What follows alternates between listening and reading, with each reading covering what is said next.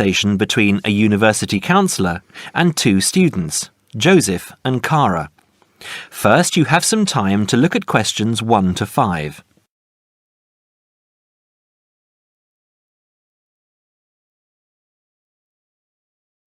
Now we shall begin. You should answer the questions as you listen because you will not hear the recording a second time. Listen carefully and answer questions 1 to 5. Hi Joseph, how are you today? Fine, thanks. And Cara, how are you? Good. As we discussed on the phone earlier, I wanted to speak with both of you about the subjects you have chosen to study and how you are managing your time. Okay? Yes. I think so. Okay, so I'll start with Cara. You've been here for how many months now? I've been here for 6 months. How are you finding it? It's good. I'm enjoying the course. And what about life outside? Are you making friends and socializing? Not really. People here are quite closed. They don't talk to you. I see. So, what do you do after classes? I usually go home and study, and I might go out for a walk, but never really with anyone. Sometimes my roommate Louisa comes with me, but she always seems to be busy. How is this affecting your schoolwork? I don't think it is, but I miss home. Cara, what I suggest for now is that you look into joining one of the social clubs on campus. There are a variety of them. You can go camping, skiing, snorkeling, painting, dancing, reading, horse riding, rowing. There's a list on the school website. Have a look and work out which one you're interested in and which suits your timetable. You'll meet friends that way and people who have the same career interests as you. As for the subjects you've chosen for a career in microbiology, I think you should look into dropping one of your subjects and picking it up again next year as a minor. You have a lot on your plate, and this will just cause great pressure. It doesn't mean that you aren't coping, but you're doing about 10 hours more than the average student a week. Think about it, and we can make another appointment to discuss it. When are you free? I have an hour free usually on Wednesdays at 11:30. Okay, good. Come to my office at 11:45 and wait in reception. Okay? Okay, I'll see you then. Before you hear the rest of the conversation, you have some time to look at questions 6 to 10.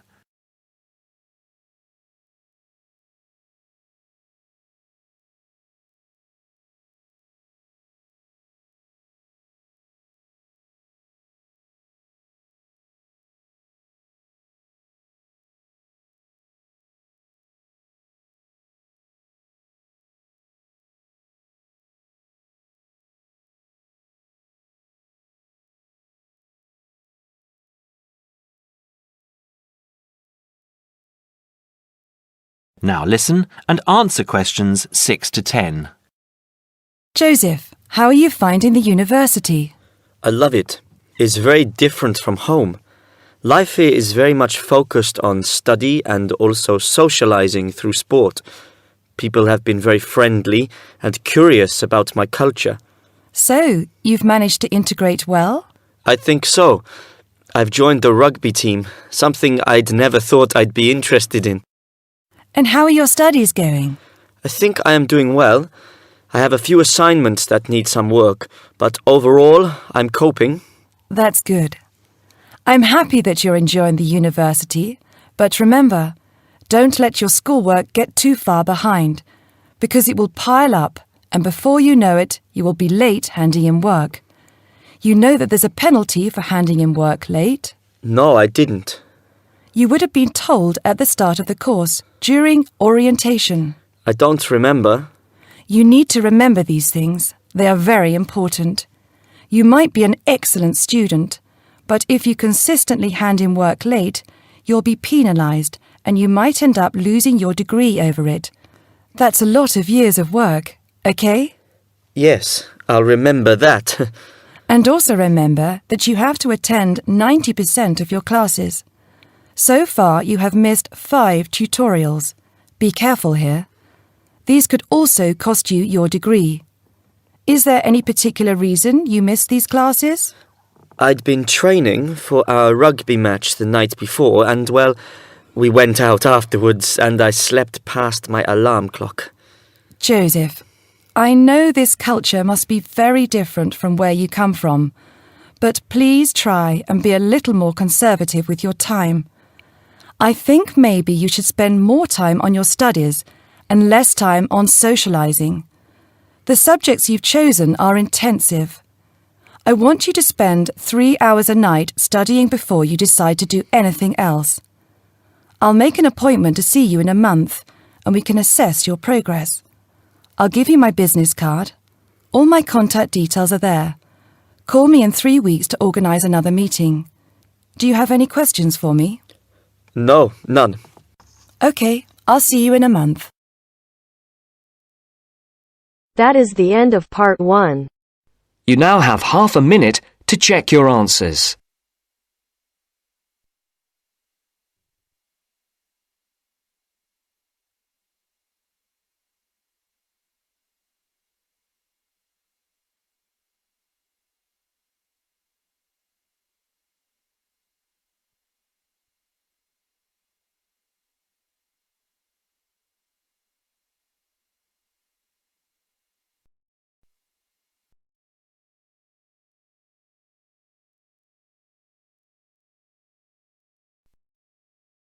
Now turns to part 2.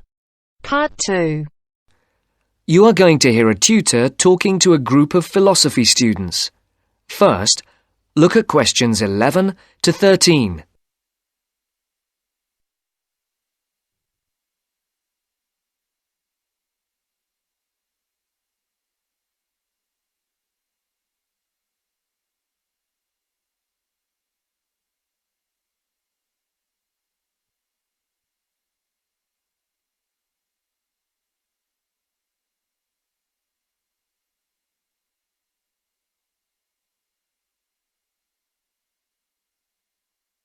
For these questions, complete the blank spaces in the table as you listen to the first part of the talk.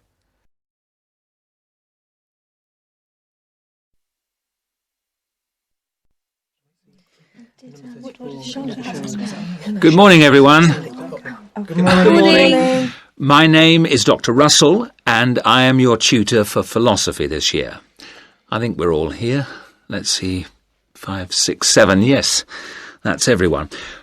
Before we look at the 3 lectures you've had on philosophy this week, I would just like to run through a few things about what you can expect of me as tutor and what in turn we expect of you. As for myself, my function as tutor is to help you in all things relating to your work in the philosophy course. The help that I am able to give is, of course, mainly academic.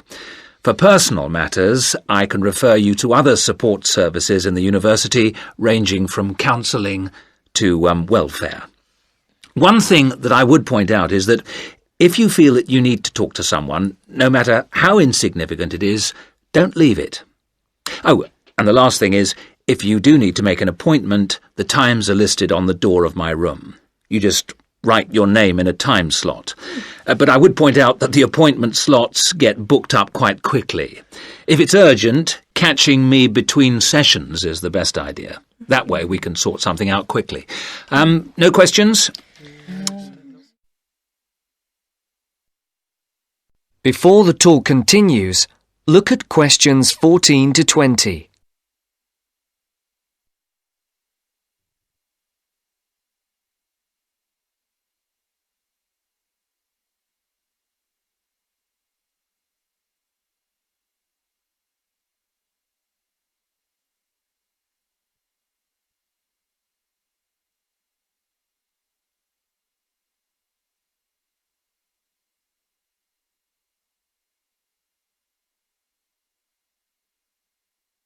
As you listen to the second part of the talk, answer the questions.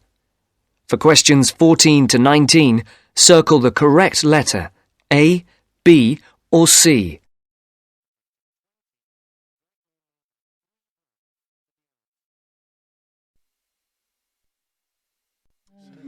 OK.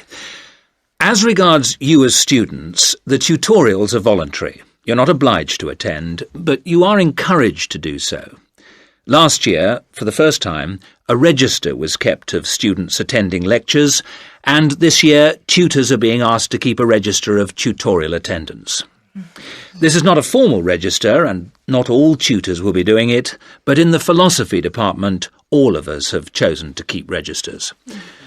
Another point that's being emphasised this year is punctuality.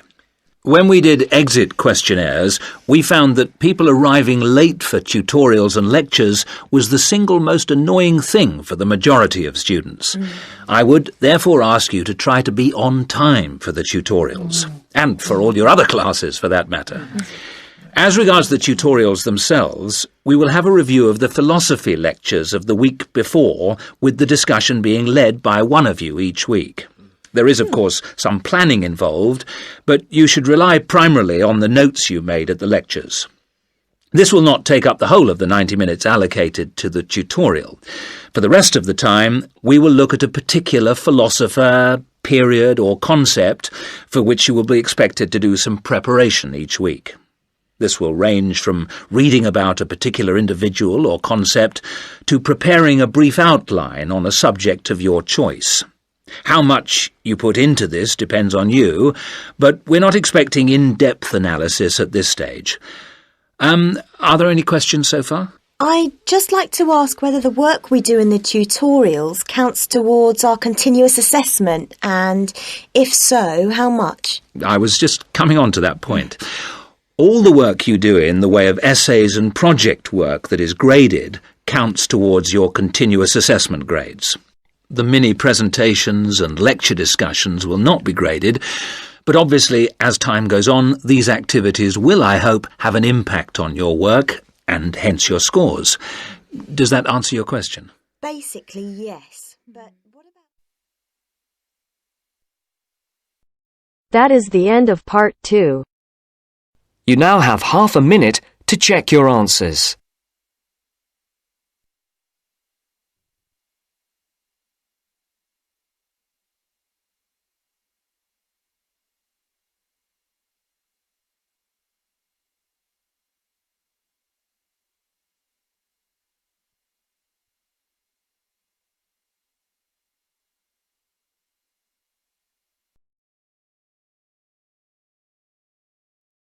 Now turns to part 3.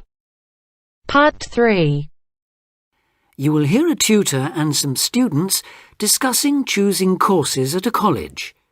First, you have some time to look at questions 21 to 24.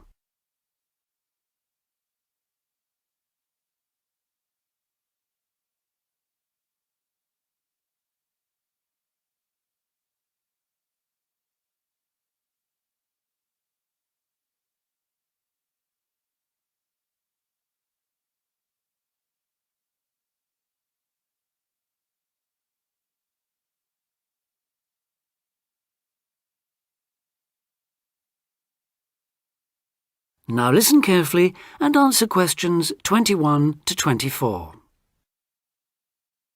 As you know, this week you choose your modules for the first year of study. So this introductory meeting is aimed at helping you make informed choices. I think the best way to do this is on a question and answer basis. So who'd like to start? Pat? Yes. There's something I've been wondering about.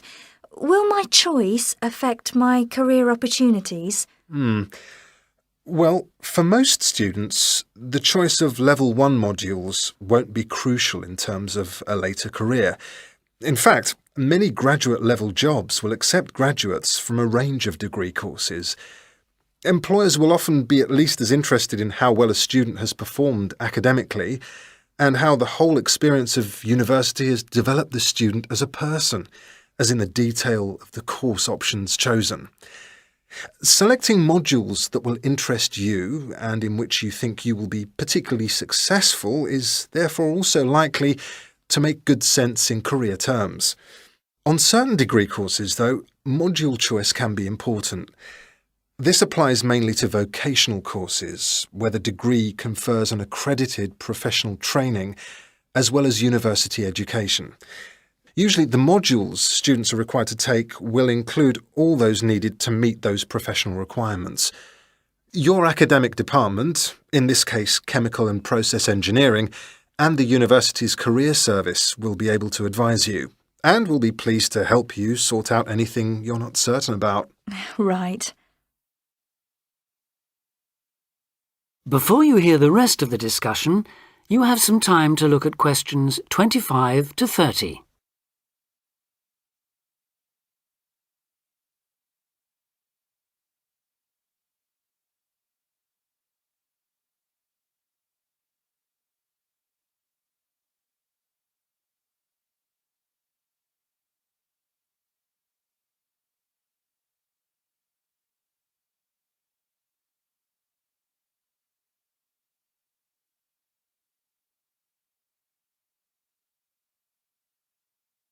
Now listen and answer questions 25 to 30.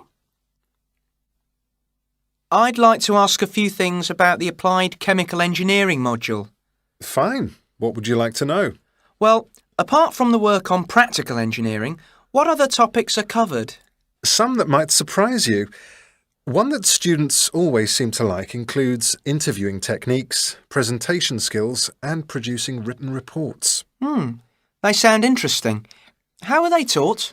Through lectures, practical classes, and personal tutorials. Applied chemical engineering lasts all year, of course, so there's plenty of time. And what about assessment? Through project work, usually, or dissertation. Not exams as such. Is that the same for the information technology part of the module? Yes. Things like word processing and learning to create spreadsheets are tested in a similar way on this module. That's not the case in some other modules, is it? No, it isn't. Are you thinking of any in particular? Yes, I'm considering doing fluid mechanics. Ah. The work on flow analysis looks interesting, and I like the look of some of the other topics too. So, how is that module tested? That's one of those which still uses written exams. The sit-down, formal type, I'm afraid. Oh, that doesn't matter. I quite like that kind, as it happens. Pat, you've got a question. Yes. I was wondering about Science 1 in chemical engineering. How is that organised? It's a bit different from other modules, isn't it?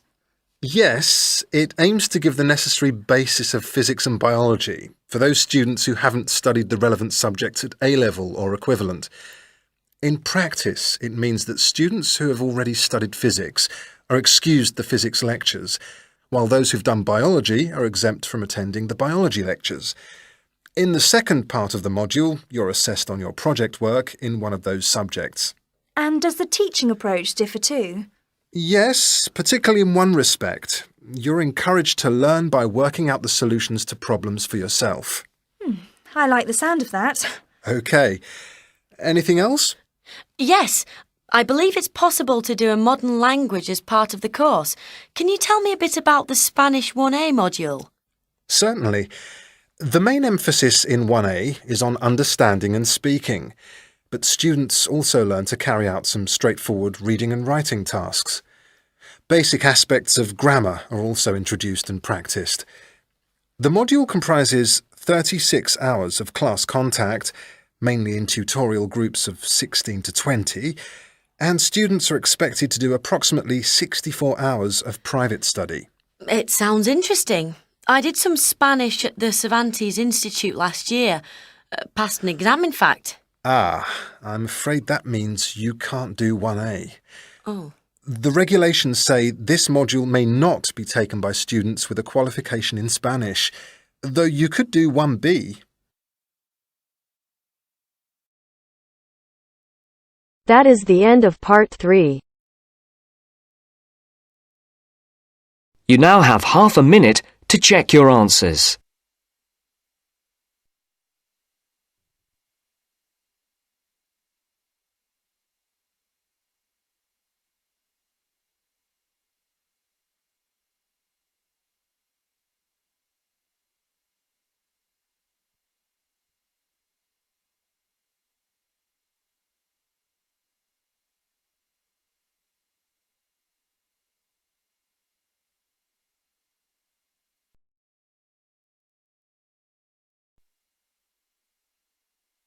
Now turns to Part 4. Part 4. We're going to hear a talk on wild rice. First, you have some time to look at questions 31 to 40.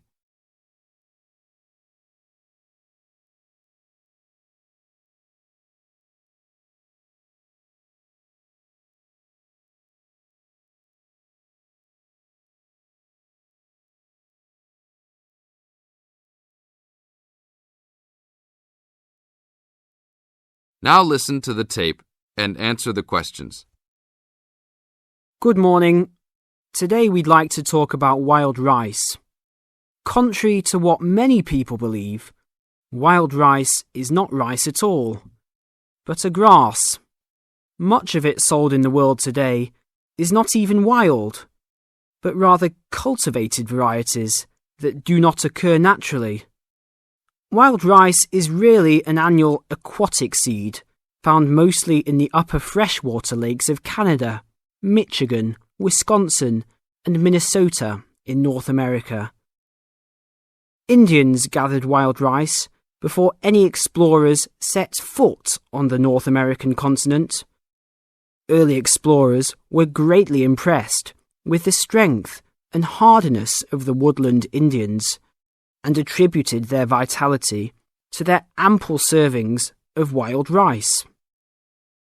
Wild rice can grow in water as shallow as 3 or 4 feet along marshes and muddy waters. A tall plant, it grows to a height of 8 to 10 feet, with a long flower cluster that reminds one of a narrow broom. The grains in their husks on the tall stalk look somewhat like oats. Truly wild rice is a challenging crop to grow, even today. It's very susceptible to failure due to weather conditions. If a heavy windstorm comes along just before harvesting, the seeds can be blown into the water, ruining an entire crop. Harvesting at just the right time becomes a matter of beating the birds to it, since wild rice is considered a delicacy by many birds living in the area. Other challenges include insects, disease, poor drainage, and high waters. If the grains are too green, they are difficult to thresh or beat out of their husks. If left on the plant too long, even a few days too long, they fall off the plant into the water. Airboats have brought about recent improvements in commercial harvesting of the wild rice, while newer techniques for parching, winnowing, and hulling have been a help in saving time and labour. Still, it takes about 3 pounds of grass seed to yield 1 pound of wild rice. Buyers should be aware of 2 types of wild rice, gathered and commercial. Foraged or hand-harvested wild rice is gradually being pushed out of the market by hybrid commercial varieties. Hand-harvested wild rice makes up less than 20% of the market today. Heirloom varieties of this foraged grain still exist. In fact, it is the only heirloom grain sold commercially. However, package labels can be deceiving. Though the label may read Indian harvested or organic, the product may be hybridized wild rice placed in freshwater lakes and gathered by Indians in airboats. Hand-harvested, organic, and from the Great Lakes region is the real thing, with superior flavour and aroma, but it may be difficult to find. Though wild rice is one of the most expensive grains, it goes a long way. Some say that 1 pound of the grain can feed 30 people. To compensate for its high cost, try combining wild rice, half and half, with brown rice. For a truly colourful presentation, try 1/3 of each: white rice, brown rice, and wild rice. That is the end of Part 4. You now have half a minute to check your answers.